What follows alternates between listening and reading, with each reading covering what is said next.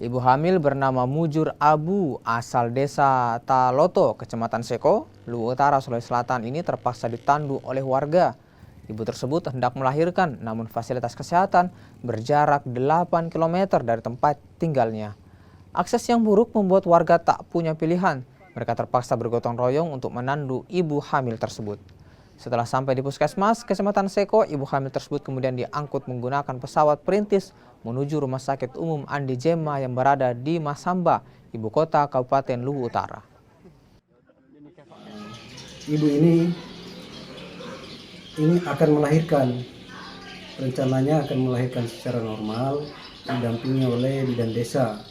Namun hal itu tidak memungkinkan, sehingga dirujuk dan diarahkan ke Puskesmas Seko. Lalu kemudian tiba di Puskesmas Seko, itu dirujuk ke Rumah Sakit Masamba.